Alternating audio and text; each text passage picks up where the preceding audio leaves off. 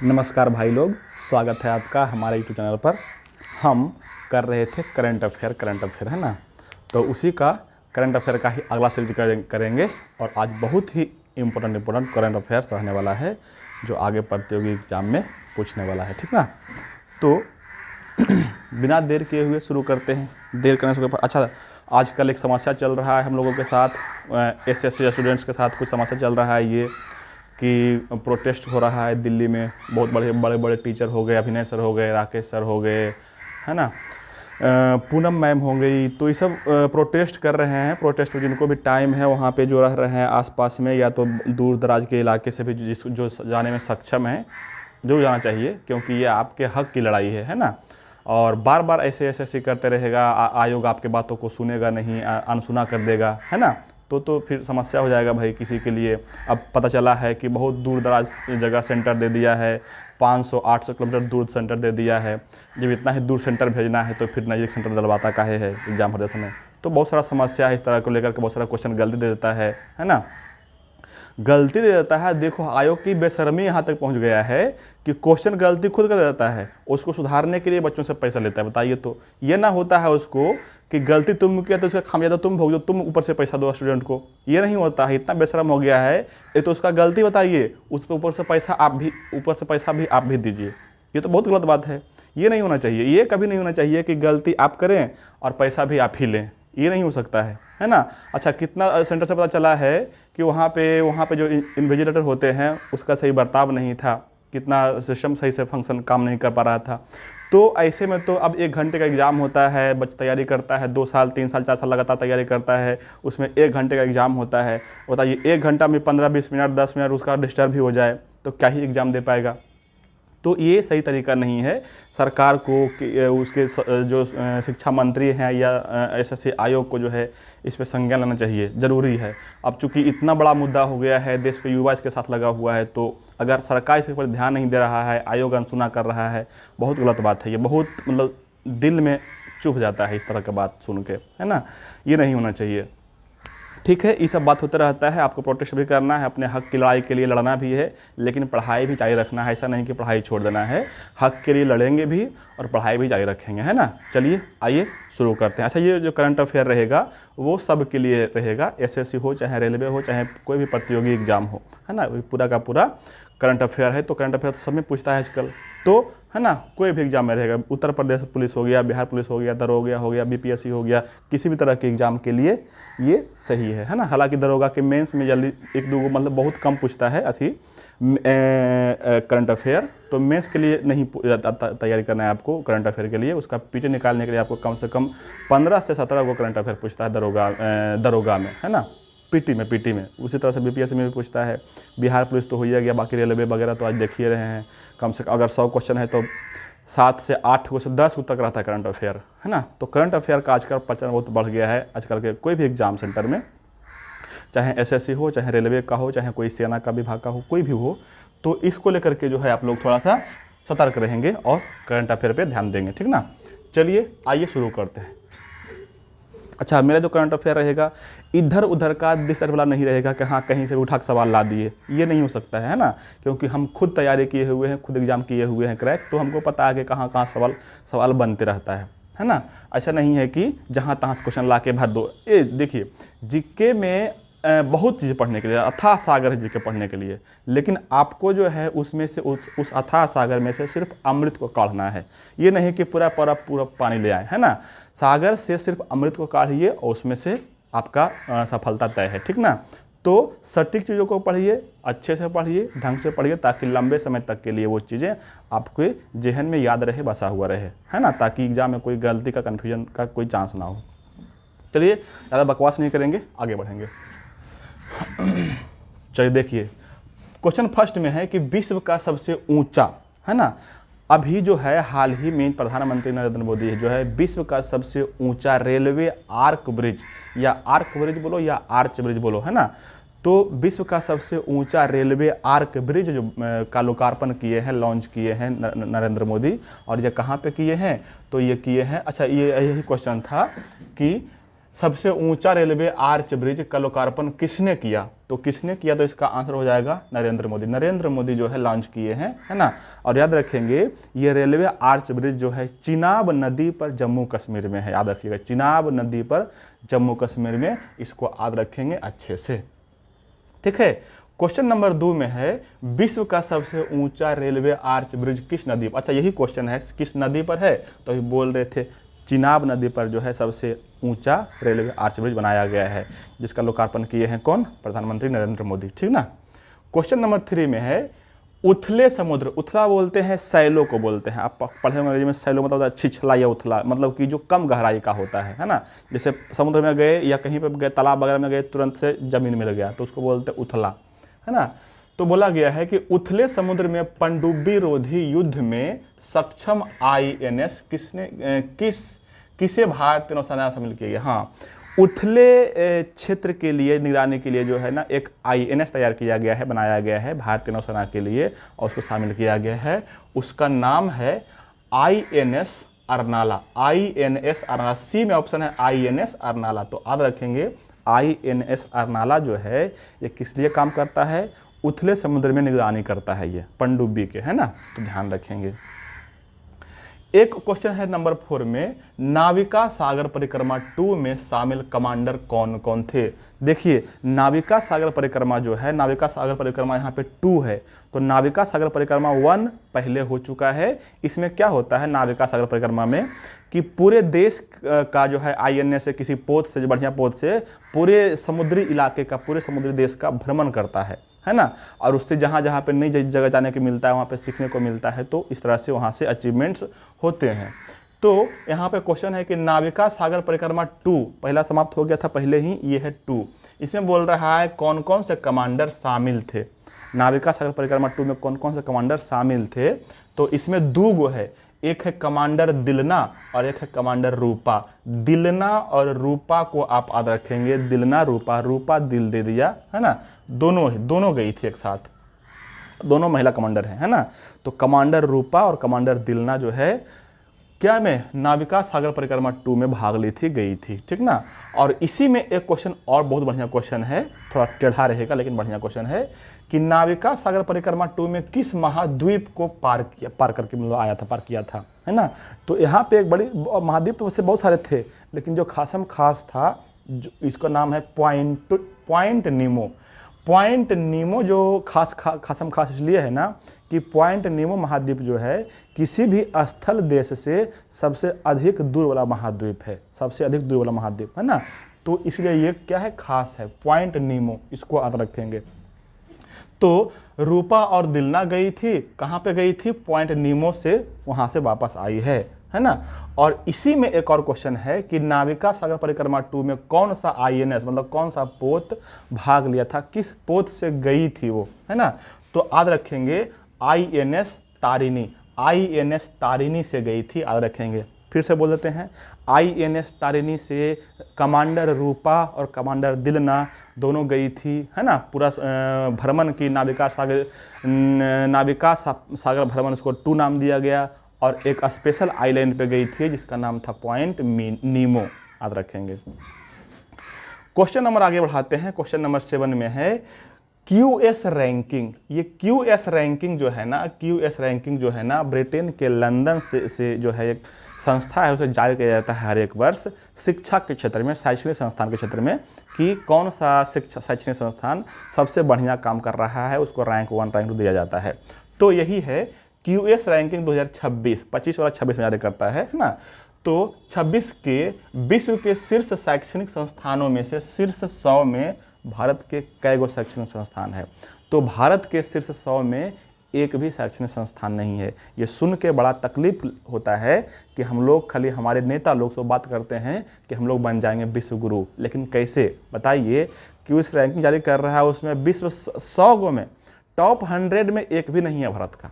बताइए कैसे बनेगा विश्व गुरु, है ना। सिर्फ हवाबाजी होता है आजकल के पॉलिटिकल क्षेत्र में, कुछ नहीं होता, कुछ रखा हुआ नहीं है ना। चलिए हमको ज़्यादा मतलब उससे नहीं है। QS रैंकिंग में कितना भारत का विश्व शीर्ष 100 में कई देश है? तो एक भी नहीं है, मतलब कि एक भी नहीं है, मतलब 0 है, ठीक ना। और यहाँ पे इसी से आगे दे दिए हैं QS रैंकिंग 26 में भारत के शीर्ष संस्थान 100 में तो नहीं है, उसके बाद भी है, तो कहाँ पे है? 123 में 123वां रैंक दिया गया है। जो भारत का पहला रैंक है उसका नाम है IIT दिल्ली, IIT दिल्ली। तो IIT दिल्ली का विश्व में 123वां रैंक है और भारत में पहला है, याद रखेंगे, है ना। उसी प्रकार से दूसरा भारत में IIT बॉम्बे है, तीसरा IIT मद्रास है और चौथा IIT खड़गपुर है ना, विश्व भारत में। चलिए जो है उसे सही, ठीक ना। आगे बढ़ते हैं। QS रैंकिंग 26 में विश्व के शीर्ष संस्थान, अच्छा विश्व के शीर्ष संस्थान कौन कौन है? तो आपको याद रखना है Massachusetts institute of technology. Massachusetts institute of technology जो है अमेरिका में है, इसको प्रथम रैंक मिला है, याद रखेंगे। मैसाचुसेट्स इंस्टीट्यूट ऑफ टेक्नोलॉजी ये नंबर 1 रैंक मिला है। कहाँ के है ये? अमेरिका के। एक है इंपीरियल कॉलेज ऑफ लंदन, इसको मिला है rank number 2। Imperial college of London को मिला है कितना? Rank number 2। एक है रैंक नंबर 3 में स्टैनफोर्ड यूनिवर्सिटी, ये भी कहाँ पे है? अमेरिका में, ठीक ना। फिर देखो यूनिवर्सिटी ऑफ ऑक्सफोर्ड जो UK में है, इसको मिला है रैंक नंबर 4 और रैंक नंबर 5 लिख दिए हैं हार्वर्ड यूनिवर्सिटी अमेरिका, है ना। मतलब कि अमेरिका ब्रिटेन, अमेरिका खेल चल रहा है ना। मतलब कि टॉप मोस्ट जो इन शैक्षणिक संस्थान है ब्रिटेन और अमेरिका में है, ठीक ना। तो और भारत में तो है ही नहीं, भारत का तो कहीं नाम निशान भी नहीं है। तो ये हाल चल रहा है आजकल, ठीक है। चलिए फिर भी आगे बढ़ते हैं हम लोग विश्व गुरु की ओर, है ना। विश्व गुरु की ओर हम लोग आगे बढ़ते हैं। क्वेश्चन नंबर 10 में है सर्वोच्च न्यायालय का मोटो। मोटो तो पहले से ही, ये तो करंट अफेयर में क्यों आ गया है ये? सर्वोच्च न्यायालय का मोटो जो होता है है ना, वो पहले बदल दिया गया था, लेकिन बाद में जब अभी के हाल के समय में इसको फिर से पहले के वाला को ला दिया गया है। तो इसका नाम है सर्वोच्च न्यायालय का मोटो है यतो धर्मस्ततो जया। यतो धर्मस्ततो जया मतलब होता है कि जहाँ धर्म है वहाँ पे विजय होती है ना। वसुधैव कुटुंबकम नहीं है, सर्वोच्च न्यायालय का मोटो बोला, सर्वोच्च न्यायालय का मोटो, है ना। चलिए आगे बढ़ाते हैं। आगे क्वेश्चन है प्रतिभा सेतु पहल किसने शुरू किया? प्रतिभा सेतु पहल शुरू किया है UPSC। कहाँ पे ऑप्शन है? UPSC जो है जारी किया है कौन? प्रतिभा सेतु पहल। ये क्या है प्रतिभा सेतु पहल, थोड़ा जान लीजिए। देखो चूंकि इसमें वैकेंसी कम निकलता है, UPSC में 500, 600, 1000, 1200 के आसपास बहुत कम निकलता है वैकेंसी, है ना। भरता है, लाखों स्टूडेंट भरता है इसका फॉर्म, है ना। तो इसमें कहा गया है कि कुछ स्टूडेंट जो सफल हो गया वो तो हो ही गया, लेकिन सफल होने को जो रह गया, कम नंबर से छट गया, है ना, वो जो है ना दूसरे शैक्षणिक संस्थान में या कहीं भी कोई भी अथी में जो है भर्ती में वो सीधे प्रवेश कर सकते हैं। किसके तहत? इसी के तहत, प्रतिभा सेतु पहल के तहत। इसी को बोला गया प्रतिभा सेतु पहल। मतलब कि जो जिसका मेरिट नहीं बन पाया, सीधे सीधे बोलते जिसका मेरिट नहीं बन पाया, कुछ अंकों से रह गया, उसको इसमें शामिल किया जाएगा, ठीक है। चलिए आगे बढ़ते हैं। आगे है अंतर्राष्ट्रीय अंतरिक्ष स्टेशन में प्रवास करने वाले पहले भारतीय। हाँ, अंतर्राष्ट्रीय स्टेशन में प्रवास करने वाले पहले भारतीय अंतरिक्ष यात्री, है ना। बहुत चर्चा में रहे थे एगो नेता तो यहाँ तक बोल दिया था कि अपना जाति का ज़्यादा तो अच्छा रहता बताओ, शुभांशु शुक्ला जी हैं। शुभांशु शुक्ला जो है वहाँ पे गए थे अंतर्राष्ट्रीय अंतरिक्ष स्टेशन में भारतीय। 13 नंबर क्वेश्चन में है कि अंतर्राष्ट्रीय आलू केंद्र का दक्षिण एशिया क्षेत्रीय केंद्र कहाँ पे है? अंतर्राष्ट्रीय ऐसे राष्ट्रीय आलू तो शिमला में है, लेकिन यहाँ पे बोल रहा है अंतर्राष्ट्रीय आलू का दक्षिण एशिया केंद्र, ये कहाँ पे है? ये है आगरा में। आगरा में है ये केंद्र, याद रखेंगे। कौन? अंतर्राष्ट्रीय आलू केंद्र का दक्षिण एशिया क्षेत्रीय केंद्र आगरा में है, आगरा में, ठीक। क्वेश्चन आगे है कि हाल ही में प्रधानमंत्री नरेंद्र मोदी को किस देश का सर्वोच्च नागरिक सम्मान दिया गया? नरेंद्र मोदी को तो जहां जाते हैं लगभग देशों से सम्मान प्राप्त हो चुका है, और अब तक जो है ये 21वां सम्मान है विदेशों का, है ना। 21वां सम्मान है नरेंद्र मोदी का। ये साइप्रस गए थे और वहीं साइप्रस में इनको दिया गया सर्वोच्च नागरिक सम्मान, है ना, जिसका नाम है grand cross of the order of Makarios III, है ना। Grand cross of the order of Makarios III Cyprus के सर्वोच्च नागरिक सम्मान है जो मोदी जी को दिया गया है। ये 21वां पुरस्कार, अंतर्राष्ट्रीय पुरस्कार है मोदी जी का, तो याद रखेंगे। ये हो गया 15 का, नरेंद्र मोदी जगह इसका आंसर। क्वेश्चन नंबर 16 में आते हैं, दक्षिण कोरिया के नए राष्ट्रपति। आपको पता होगा कि दक्षिण कोरिया के जो पहले का राष्ट्रपति थे, है ना, कौन? यून सुक येओल। पहले करंट अफेयर में हम कर चुके हैं। तो यून सुक येओल जो है दक्षिण कोरिया में पूरे जगह, पूरे देश में लगा दिए थे, मार्शल लॉ लागू करवा दिए थे। इसी से नाराज होकर के जो है उस पर महाभियोग चलाया गया, उनको राष्ट्रपति पद से हटा दिया गया और नया राष्ट्रपति को चुना गया है, जिसका नाम है ली जे म्यूंग। ली जे म्यूंग जो है डेमोक्रेटिक समाजवादी पार्टी के, ये डेमोक्रेटिक पार्टी के नेता है। ये ली जे म्यूंग याद रखेंगे, है ना, ली जे म्यूंग। यून सुक येओल पहले था, जिसको हटा दिया गया है। 17 नंबर क्वेश्चन में है, G7 है ना का 51वां शिखर सम्मेलन कहाँ किया गया? इसका चर्चा बहुत हुआ था। कनाडा के कैनिंगटन शहर में इसका जो हुआ है G7 का बैठक हुआ है। इसी में चर्चा हुआ था। ये जो हो रहा था, सोशल मीडिया पर मजाक उड़ाया गया था कि प्रधानमंत्री नरेंद्र मोदी जो बोल रहे हैं विश्वगुरु है, पूरे देश में परचम लहरा दी है, पूरे विश्व में, है ना, उनको इनवाइट नहीं, मतलब उनको इन्विटेशन नहीं मिल पाया था, है ना। तो हालांकि बाद में दिया गया इन्विटेशन। तो ये कहाँ पे हुआ बैठक? ये कहाँ पे हुआ? कनाडा में। कनाडा में हुआ था। G7 का बैठक कहाँ पे हुआ? कनाडा में। अच्छा, कोई सवाल रहेगा कि G7 क्या है, तो ध्यान रखेंगे, पूरी तरह से औद्योगिक विकसित राष्ट्र को कहा गया है, G7 को में शामिल किया गया है ना। तो आप रखेंगे कहाँ पे हुआ? कनाडा में। कनाडा में हुआ है इसका शिखर सम्मेलन। क्वेश्चन 18 में है, अमेरिका ने ईरान के किस परमाणु ठिकानों पर हमला किया? ये तो हम अपने YouTube चैनल पर जो है जिस दिन हमला हुआ था रात में, सुबह ही हम इसको नोट किए थे, लिखे थे। अगर आप देखे होंगे तो वहाँ पे दिखा होगा। ये अमेरिका जो है ईरान के 3 स्थान पर, 3 परमाणु ठिकानों पर हमला किया था। एक था फोर्दो, एक था नातांज और एक था इस्फहान। तीनों पे हमला किया था। तो आंसर इनमें से सभी हो जाएगा, फोर्दो, नातांज और इस्फहान। फोर्दो, नातांज, है ना। देखो क्या हो रहा था उसमें, इजराइल कर दिया अटैक ईरान पे, है ना। तो ईरान भी अब कमज़ोर देश नहीं रहा है, वो भी लगातार अटैक करने लग गया। जब लगा कि इजराइल थोड़ा सा पीछे खसक रहा है, थोड़ा सा लड़ाई में कमज़ोर पड़ रहा है, तब सपोर्ट किया उसको कौन? अमेरिका। और अमेरिका लगातार ला के 100 टन के बम गिरा दिया इसके 3 गो बहुत प्रमुख परमाणु ठिकाना पर, जिसका नाम था फोर्दो, नातांज और इस्फहान। और इसी के चलते जो है वहाँ पे युद्ध विराम लग गया, युद्ध समाप्त हो गया। किसके बीच? इजराइल और ईरान के बीच, ठीक ना। चलिए आगे बढ़ते हैं। आगे है, जियो पेमेंट्स बैंक में SBI की हिस्सेदारी किसने खरीदी? देखिए, जियो पेमेंट्स बैंक में जो है ना, जियो पेमेंट्स बैंक में जो है, जियो पेमेंट्स बैंक में SBI के लगभग 17% हिस्सेदारी था, उसको खरीद लिया है जियो फाइनेंशियल सर्विसेज। जियो फाइनेंशियल सर्विसेज खरीद लिया है उसको। तो अब जो है ना, पहले भी था इसका लगभग 83% पहले भी इसका था, जियो फाइनेंशियल सर्विसेज का, है ना। लेकिन 17% के आसपास था किसका? SBI का। अब पूरा खरीद लिया था, अब पूरा का पूरा हो गया है जियो फाइनेंशियल सर्विसेज का। मतलब कि जियो पेमेंट बैंक का पूरा जो अधिकार है किसके पास है? अब जियो फाइनेंशियल सर्विसेज के पास, है ना। चलिए क्वेश्चन नंबर 12 में है, संयुक्त राष्ट्र संघ के 17 सतत विकास लक्ष्यों को पाने में भारत का रैंक कितना है ना। 17 को सतत लक्ष्य निर्धारित किया है संयुक्त राष्ट्र, उसमें से भारत का रैंक जो है कितना है? 99 है। 99वां रैंक पे है भारत की। उस 99वां रैंक है कि उस 17 लक्ष्य को पाने के लिए वो जो है जद्दोजहद जारी कर रहा है, चल रहा है।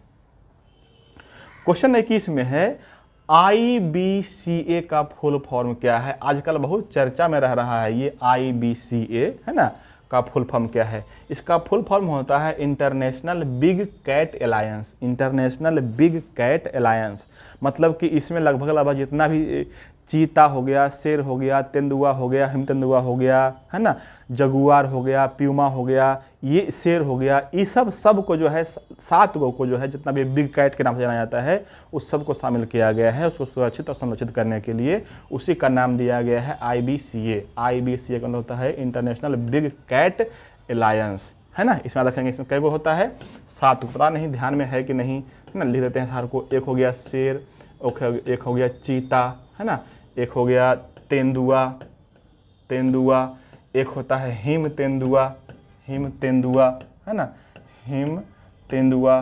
कई गो हो गया? 1 2 3 4, है ना। एक होता है प्यूमा, एक होता है जगुआर। जगुआर क्या हो गया, 1 2 3 4 5 6, है ना, 6 हो गया। और एक बचा गया है बाघ, 7। तो इस तरह से 1 2 3 4 5 6 7 IBCA में 7 गो कैट को शामिल किया गया, जिसको बोला गया है बिग कैट, है ना। इंटरनेशनल बिग कैट अलायंस में शामिल किया गया, इसको याद रखेंगे, ध्यान रखेंगे। 22 में है प्रधानमंत्री के आर्थिक सलाहकार का अध्यक्ष किसे चुना गया है। आर्थिक सलाहकार के अध्यक्ष किसको चुना गया है, तो ये चुना गया है, कौन है भाई, एस महेंद्र देव। एस महेंद्र देव को जो है इसका अध्यक्ष चुना गया है। एस महेंद्र देव को इनका अध्यक्ष चुना गया है। कौन, आर्थिक सलाहकार के नया अध्यक्ष। क्वेश्चन नंबर 23 में है राष्ट्रपति की एडीसी नियुक्त होने वाली पहली महिला अधिकारी कौन बनी है।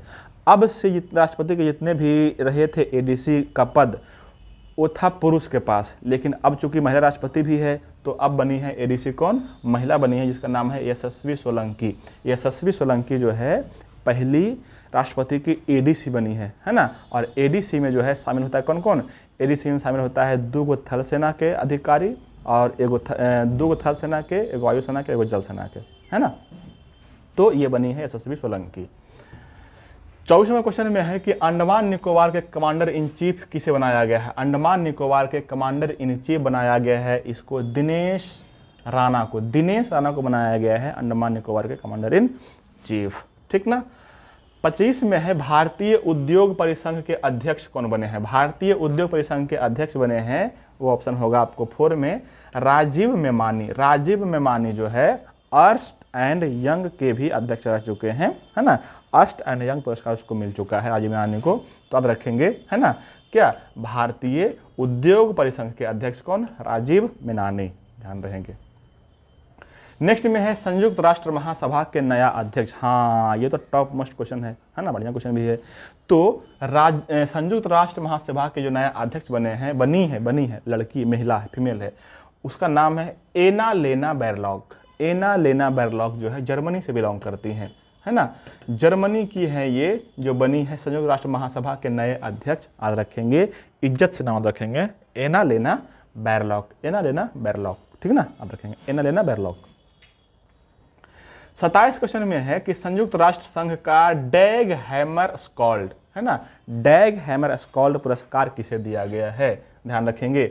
डैग हैमर स्कॉल्ड पदक या पुरस्कार किस भारतीय को दिया गया है, तो ये दिया गया है 2 गो को, एक है ब्रिगेडियर अमित झा और एक है हवलदार संजय सिंह। ब्रिगेडियर अमित झा और हवलदार संजय सिंह को यह पुरस्कार दिया गया है ना। कौन, डैग हैमर स्कॉल्ड पुरस्कार जो देता है कौन, संयुक्त राष्ट्र संघ देता है ना। ये क्यों देता है, तो ये देता है इसलिए कि जो विदेशों में सेवा कर रहा है सैनिक, किसी कारण से जो है शांति क्षेत्र में उसका देहांत हो गया, डेथ हो गया, तो इसलिए उसका हौसला अफजाई करने के लिए देता है ये पुरस्कार। तो भारत के दोनों थे, ध्यान रखेंगे, ब्रिगेडियर अमित झा और हवलदार संजय सिंह, दोनों को मिला है, दोनों को। चलिए 28, तो पूरा हरा भरा दिख रहा है ना, हरा भरा इसका नाम भी है। विश्व सुंदरी 2025 का खिताब किसने जीती है, तो विश्व सुंदरी 2025 का खिताब जीती है कौन, ओपल सुचाता चुआंगसरी, जो है कहाँ के, थाईलैंड के, है ना।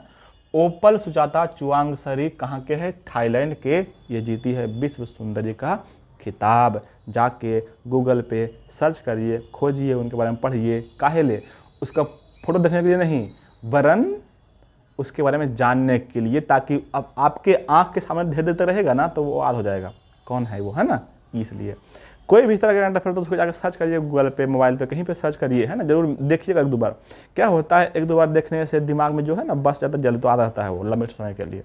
तो ये बनी है कौन, विश्व सुंदरी, ओपल सुजाता चुआंगसरी, जो है कहाँ के, थाईलैंड के।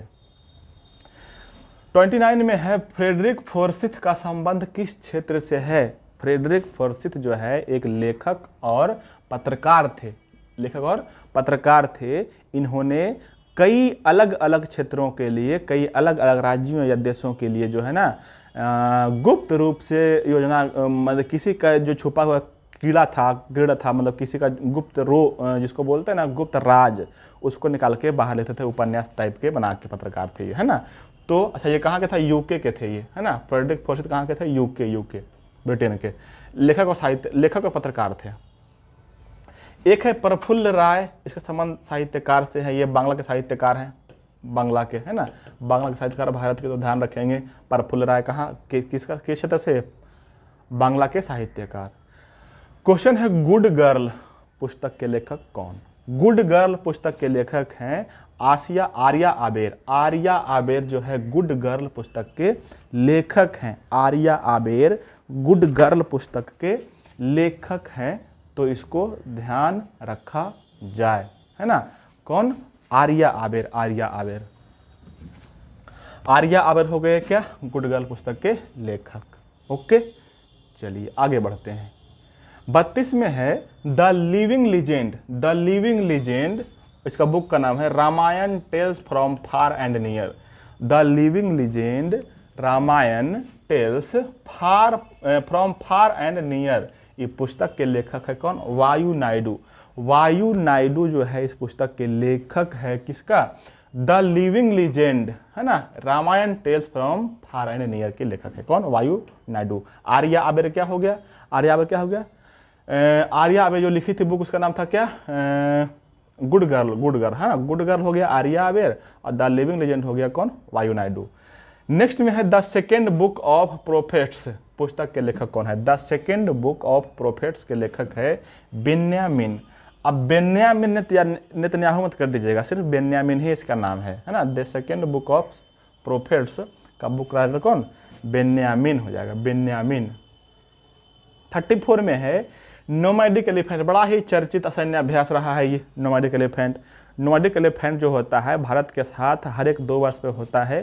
किसके साथ, ये होता है मंगोलिया के साथ, और इस बार जो हुआ है मंगोलिया के ही राजधानी उलान बटेर में हुआ है, याद रखेंगे। नोमैडिक एलिफेंट किसके साथ, मंगोलिया के साथ, भारत के साथ, भारत वर्सेस मंगोलिया होता है। क्वेश्चन एक और है, सैन्य संयुक्त अभ्यास जो होता है शक्ति किसके साथ होता है, तो ये होता है फ्रांस के साथ। भारत और फ्रांस के सैन्य सेना करता है कहाँ पे, फ्रांस के साथ करता है ये, हर एक 2 वर्ष पे, हर एक 2 वर्षीय सैन्य अभ्यास है ये, है ना। आगे है इजराइल ईरान युद्ध के समय ईरान से भारतीयों को किस ऑपरेशन के तहत भारत लाया गया था। हाँ, इजराइल और ईरान में जब युद्ध होने लगा, पूरा घमासान चल गया, इधर परमाणु में इधर बम धमाका होने लगा, तब वहाँ रह रहे भारतीयों में, कहाँ, ईरान में रह रहे भारतीयों को लाया गया ऑपरेशन सिंधु के तहत। ऑपरेशन सिंधु के तहत जो है भारत को वापस लाया गया था। ठीक, आगे है 16 जून 2025 को स्टॉकहोम डायमंड लीग पोल वोल्ट स्पर्धा किसने जीता। इसमें जो है जीता है कौन, गोल्ड मेडल। ये जीता है अरमांड डुप्लांटिस। अरमांड डुप्लांटिस जो है जीता है, इसको ध्यान रखेंगे, है ना। अरमांड डुप्लांटिस कौन, स्टॉकहोम डायमंड लीग के पोल वोल्ट स्पर्धा, अरमांड डुप्लांटिस। ठीक, 38 में है एशियन एथलेटिक्स चैंपियनशिप में भारत ने कितना पदक जीता। एशियन एथलेटिक्स में जो है ना भारत जीता है कुल मिला के 24 जीता है 24 पदक, है ना। कुल मिला के पदक 24 गो, उसमें से 8 गो स्वर्ण है, 10 गो रजत है, और 6 गो कांस्य पदक भी है, 6 गो कांस्य पदक भी है ना। तो ये ध्यान रखेंगे, है ना। चलिए, और अब आ जाइए आगे, क्वेश्चन नंबर हो गया 39 आ जाइए, 39। ताइवान एथलेटिक्स 2025 में भारत को कितना स्वर्ण मिला है, तो भारत को ताइवान एथलेटिक्स मिला है 12 गो, 12 स्वर्ण मिला है ताइवान एथलेटिक्स में, 12 गो सिर्फ स्वर्ण मिला है, याद रखेंगे, है ना। और एशियन एथलेटिक्स में कितना मिला है, तो मिला के 24 गो, कुल मिला के 24 गो, 8 स्वर्ण, 10 रजत और 6 कांस्य। एक है पेरिस, अच्छा पेरिस लिखा गया, पेरिस डायमंड लीग में किसे स्वर्ण पदक मिला। आपको पता है पेरिस में जाके हमेशा भाला फेंक के आता है कौन, नीरज चोपड़ा जी हमारे जो है ना, जैवलिन थ्रोअर हैं, जिसको बोलते हैं भाला फेंक, है ना, भाला फेंक के मास्टर, तो नीरज चोपड़ा जीते हैं, है ना। क्वेश्चन नंबर 41 में है कि फ्रेंच ओपन टेनिस विजेता कौन है। फ्रेंच ओपन टेनिस विजेता कौन है, अभी बने हैं कार्लोस अल्काराज जो है अभी हाल फिलहाल में स्पेन का यह लड़का है, स्पेन का उभरता सितारा है, जहां जा रहा है जीत के झंडा गाड़ के आ रहा है ना। तो फ्रेंच ओपन है किस जीता है कौन, कार्लोस अल्काराज। 42 में है, अच्छा इसी में फ्रेंच ओपन के ही एकल बैडमिंटन में जीता है जो हराया, मतलब किसको हराया है तो मतलब बना है कौन उपविजेता बना है, तो बना है यानिस सिनर। यानिस सिनर जो है इटली के, वो मतलब हार गया था, मतलब उपविजेता रहा है। तो फ्रेंच ओपन के विजेता जो है कार्लोस अल्काराज और उपविजेता यानिस सिनर रह चुके हैं। ठीक, और इसी में रहेगा फ्रेंच ओपन में महिला टेनिस विजेता कौन हो जाएगा, तो महिला हो जाएगा कोको गॉफ। कोको गॉफ है जो कहाँ के, अमेरिका के है, अमेरिका के। कोको गॉफ कहाँ के, अमेरिका के है, जो जीती है फ्रेंच ओपन के एकल महिला का खिताब। और उसी में रहेगा उपविजेता, तो हो जाता है आर्यना सबालेंका। आर्यना सबालेंका जो है बेलारूस की, ये भी कई खिताब जीत चुकी है लेकिन इस बार हार गई है फ्रेंच वाला, है ना, तो ध्यान रखेंगे। तो एक बार फिर से रिपीट कर दें जल्दी जल्दी। यहाँ पे कौन कौन था, फ्रेंच ओपन में मेल में जीता है कार्लोस अल्काराज, हारा है यानिस सिनर। फीमेल में जीती है कोको गॉफ जो अमेरिका के है, और हारी है कौन, तो आर्यना सबालेंका हार गई है। ठीक ना, चलिए ये हो गया 44 ना, हाँ। 45 में है क्वींस क्लब चैंपियनशिप लंदन जो होता है, लंदन में जो हुआ है, किसने जीती है। क्वींस क्लब चैंपियनशिप लंदन जो है जीती है कौन, तात्याना मारिया जीती है क्वींस क्लब चैंपियनशिप का खिताब। ध्यान रखेंगे तात्याना मारिया, ये 2 बच्चों की माँ है, 2 बच्चों की माँ है ना, और बहुत लंबे समय से यहाँ इस फील्ड में नहीं थी, लेकिन आके है जो है झंडा गाड़ दी है। 46 में है कौन सी एक नई डिजिटल पता प्रणाली शुरू की गई है जिसका उद्देश्य देश के सटीक पहचान के लिए करना है। कोई भी देश का कोई क्षेत्र है, कोई कोना है, कोई जगह है, तो उसका सटीक पहचान के लिए जो है ना एक पहल शुरू किया गया है जिसका नाम है डीजी पिन। जिसका नाम है क्या, डीजी पिन, याद रखेंगे। डीजी पिन से जो है किसी भी जगह के किसी भी क्षेत्र का, जैसे मेरा ये कोचिंग संस्थान है यहाँ पे, है ना, तो यहाँ पे इसका हम अगर एड्रेस दे देंगे तो यहाँ जस्ट इसका पता मतलब लग जाएगा कि कहाँ पे है ये स्थान। ठीक ना, डीजी पिन से। कैसे, डीजी पिन से। इसमें क्या होता है, 10 अंकों का इसमें नंबर होता है, यही याद रखना है। इसमें 10 डिजिट का जो है नंबर होता है, इसके सहारे जो पता लगाया जाता है। 47 में है विमान हादसे की सही जांच के लिए ब्लैक बॉक्स का प्रयोग सर्वप्रथम किस देश ने किया था, है ना। विमान हादसे में जो होता है, और सुने होंगे बॉक्स थी, विमान में, जहाज में जो होता है ब्लैक बॉक्स होता है ना, उससे सटीक जानकारी पता प्राप्त होता है कि कहीं पे कुछ हो गया तो कैसे हुआ, उसको घटना जानकारी पता प्राप्त होता है। तो सवाल यही है कि ब्लैक बॉक्स के प्रयोग सबसे पहले बार कौन देश किया था, तो ये क्या था, कौन, ऑस्ट्रेलिया। ये था कौन, ऑस्ट्रेलिया किया था, ऑस्ट्रेलिया, याद रखेंगे, है ना। आजकल जब से अहमदाबाद में विमान की दुर्घटना हुआ है तब से बहुत चर्चा में रहा है, ये विमान दुर्घटना हो गया, है ना, ये सब चर्चा में रहा है। 48 में है रागना देवी। ये कोई देवी है जिनको हम लोग पूजा करते हैं, है ना। रागना देवी जो है ना, इनको समर्पित किस राज्य में खीर भवानी उत्सव मनाया जाता है, याद रखेंगे।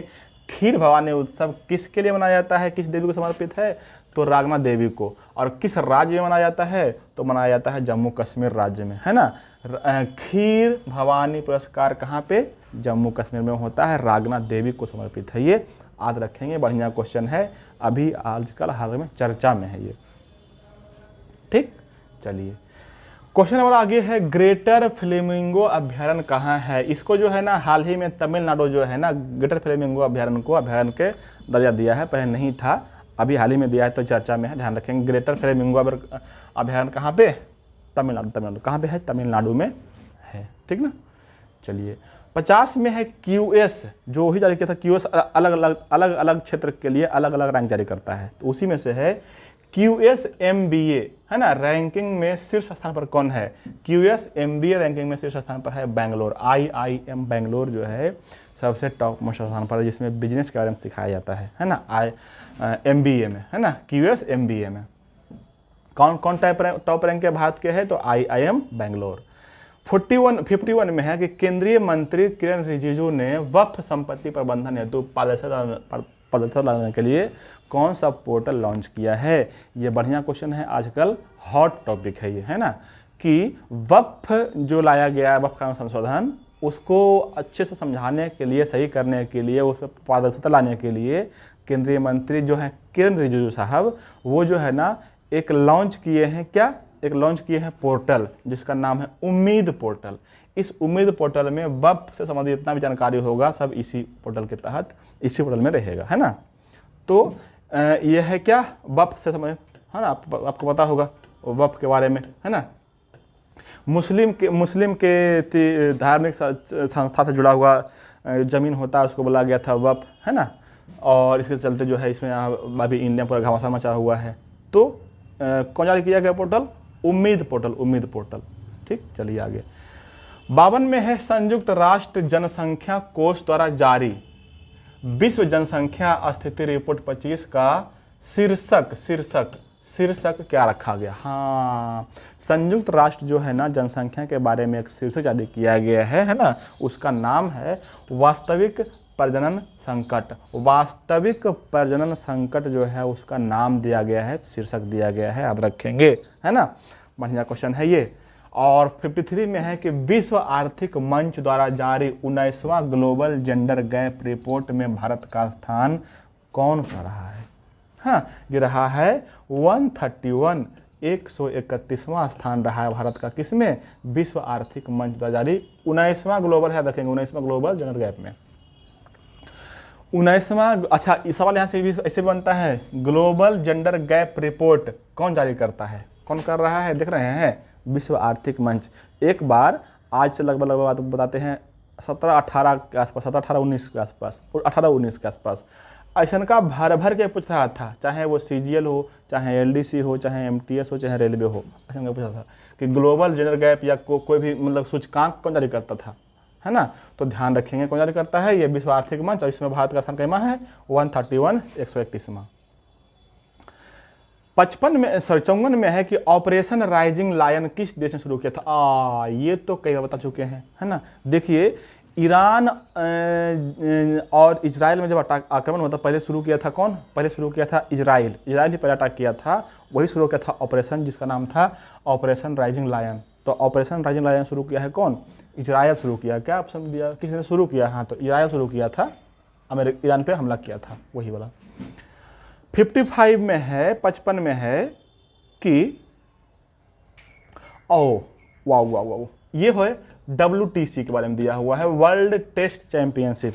वर्ल्ड टेस्ट चैंपियनशिप कौन जीता है, जो जरूर मैंने क्रिकेट देखता हुआ जानता होगा, कौन जीता है ये, दक्षिण अफ्रीका पहली बार जीत गया है वर्ल्ड टेस्ट चैंपियनशिप। किसको हरा के, ऑस्ट्रेलिया को हरा के। हराया भी तो किसको है, ऑस्ट्रेलिया को, याद रखेंगे, है ना। तो WTC चैंपियनशिप कौन जीता है, ये साउथ अफ्रीका जीता है, ऑस्ट्रेलिया को हरा के। और 56 में है कि किस देश ने प्रवासियों के माता पिता के लिए एक नई वीजा योजना, पेरेंट बूस्ट वीजा शुरू किया है ना। जो आदमी कहीं पे रह रहा है, सेटल हो गया है ना, जिस देश में, तो वहाँ के देश के सरकार जो है उसके माता पिता को लाने के लिए 10 वर्ष के लिए, यहाँ पे लिखे नहीं है, लेकिन याद रखिएगा, 10 वर्ष के लिए अपने माता पिता को ला के साथ में रख सकते हैं एक वीजा के तहत, है ना। उसी को नाम दिया गया है पेरेंट बूस्ट वीजा योजना, पेरेंट बूस्ट वीजा योजना, है ना। तो इसको ध्यान रखा जाए, ठीक ना, इसको ध्यान रखेंगे, पेरेंट बूस्ट वीजा योजना। और अब आते हैं लास्ट में, है ना। चलिए, कहाँ पे थे हम लोग, यहाँ तो हो गया, ये यही कर रहे थे। अच्छा, तो क्या इसमें इसका आंसर नहीं बताया, पेरेंट बूस्ट वीजा शुरू किया कौन, शुरू किया है न्यूजीलैंड, शुरू किया है कौन, न्यूजीलैंड शुरू किया है, न्यूजीलैंड, ध्यान रखेंगे, है ना। क्वेश्चन नंबर 57 में है राइजिंग राजस्थान पार्टनरशिप कॉन्क्लेव 2025 का आयोजन किस शहर में किया गया। राइजिंग राजस्थान पार्टनरशिप कॉन्क्लेव का आयोजन किया गया है, कहाँ पे, यह किया गया है जयपुर में शुरू किया गया है राइजिंग राजस्थान पार्टनरशिप कॉन्क्लेव, याद रखेंगे, बढ़िया क्वेश्चन है ना। और 58 में है हाल ही में भारतीय रिजर्व बैंक मतलब कि RBI के डिप्यूटी गवर्नर के रूप में किसे अंशकालिक सदस्य बनाया गया है। ये बनाया गया है टी रविशंकर को बनाया गया है अंशकालिक सदस्य, है ना, RBI में। और 59 नंबर में है, बढ़िया क्वेश्चन है, याद रखिएगा, संगरीला संगरीला डायलॉग जो है 2025 में किस देश में आयोजन किया गया है ना? ये किया गया है सिंगापुर में। संगरीला डायलॉग कहाँ पे? सिंगापुर में शुरू किया गया है। और 60 में है कि हाल ही में जिला प्रशासन द्वारा किस शहर को भारत का पहला भिखारी मुक्त शहर घोषित किया गया है? समझ रहे हैं ना? पहला शहर जो है जिसको किया गया है भिखारी मुक्त शहर, मतलब कि वहाँ पे भिखारी नहीं है भाई, कोई भिखारी नहीं मिलेगा आपको। कहाँ में? जो सबसे साफ सुथरा शहर है जिसका नाम है इंदौर, उसी वहीं जारी किया गया है साफ सुथरा शहर को। और लास्ट बट नॉट लिस्ट, प्रथम सागर माथा संवाद 2025 कहाँ हुआ इसका आयोजन, है ना? इसका आयोजन कहाँ पे हुआ है?